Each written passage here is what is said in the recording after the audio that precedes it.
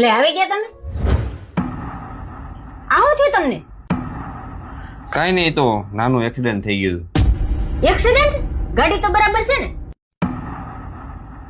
ગાડી? નહીં, ગાડીને કાંઈ નથી થયું, મને થોડુંક લાગી ગયું ખાલી, બસ.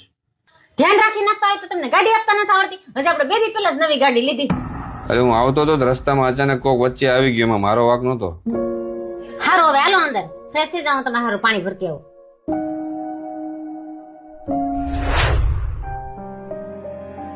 લ્યો પાણી પી લ્યો.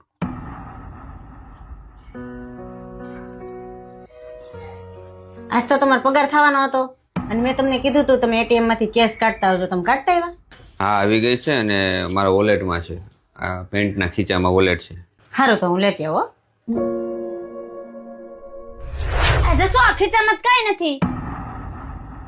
અરે ન્યા પેન્ટના ખીચામાં જ વોલેટ છે, હરખું જો. હવે મેં બધીએ જોઈ લીધું, આમાં કઈ નથી. આલ્યો તમે જ જોઈ લો.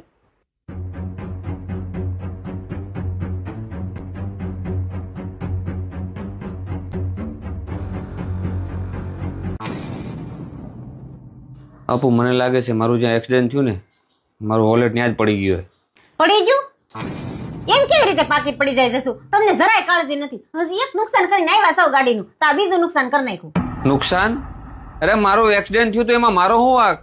તમારો વાક નથી તો કોનો વાક છે? આ તમે રોજ નવા નવા નુકસાન કરીને આવો છો. હવે પાછું વોલેટ ખોઈને આવ્યા. હવે હું પાછું આખા મહિનાનો ઘર ખર્ચ કેવી રીતે ચલાવે? પૈસા લાવવાની ટેવ નથી તો તમે શું ઘરે આવ્યા? તમારે ક્યાંક ખોવાઈ જાય ને. અરે એમાં શું થઈ ગયું તો પણ? મેં તને કીધું જ ખરા, મારું એક્સિડન્ટ થયું તું તો ત્યાંથી ક્યાંક પાકીટ પડી ગયું છે ખીચામાંથી, એમાં મારો શું વાંક? તું પેલા મને એક વાત કે, હું જ્યારથી આવ્યો છું ત્યારથી મેં તને કીધું મારું એક્સિડન્ટ થયું છે, તે હું પૂછ્યું? ગાડીને તો કઈ નથી થયું ને? વોલેટ ક્યાં છે તમારું? હું ઘર કઈ રીતે આખી? તને બીજી બધી પડી છે, પણ તે એકે વાર મને પૂછ્યું કે તમને કેટલું વાગ્યું છે, તમને કેટલું ત્યાં દુખે હે? તને મારી જરાય ચિંતા નથી.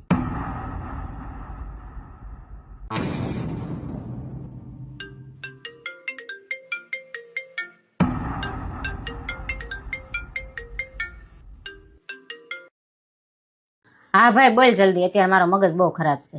હલો બેન, જીજાજી ઠીક તો છે ને? જીજાજીને એક્સિડન્ટ થયું હતું ને, મારી બાઇક થી થયું હતું. તમને ખબર તો છે ને મને બાઇક ચલાવતા નથી આવડતી, તો હું બાઇક લઈને આજ રોડ ઉપર નીકળી ગયો હતો અને મારું બેલેન્સ ન રહ્યું અને જીજાજી એ એક્સિડન્ટ થઈ ગયું અને જીજાજીનું વોલેટ પડી ગયું તો ને એ મારી પાસે છે. તો જીજાજીને તમે કહી દેજો, હું કાલે આપી દઈશ.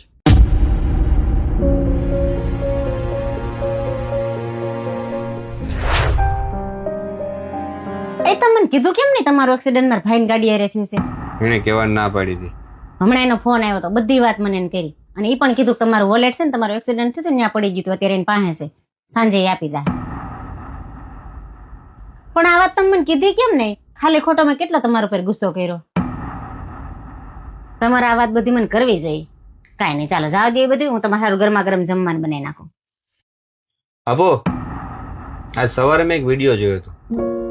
એ વિડીયોમાં એક પતિ પત્ની હતા અને એવું બતાવતા હતા કે પતિ પાસે પૈસા નહોતા અને પત્ની છે ને એની જરા ઇજ્જત નહોતી કરતી. એટલે મને આ વાત જરાક ખોટી લાગી કે એવું થોડું હોય કઈ, બરાબર? પતિ કરતા પૈસો થોડી કિંમતી હોય. પણ સાંજે છે ને આજે મારો ભ્રમ તૂટી ગયો, કારણ કે એ જ વસ્તુ આજ મારી સાથે મારા જ ઘરમાં હકીકત થઈ ગઈ. અને ખબર પડી કે મારું એક્સિડન્ટ થયું છે અને વોલેટ છે એક્સિડન્ટની જગ્યાએ ક્યાંક પડી ગયું છે. તું કેટલો મારા ઉપર ગુસ્સો કરતી હતી, જેમ મન ફાવે એમ બોલતી હતી. જેવી તને ખબર પડી કે વોલેટ મળી ગયું છે, પૈસા મળી જવાના છે અને તારા ભાઈ પાસે છે, એટલે તરત પરિસ્થિતિ બદલાઈ ગઈ. એક વસ્તુ યાદ રાખજે, જે ઘરમાં માણસ અને પ્રેમ કરતા પૈસાને વધારે મહત્વ આપવામાં આવે ને, એ ઘરમાં ક્યારેય સંબંધ હોતો જ નથી અને ટકતો પણ નથી.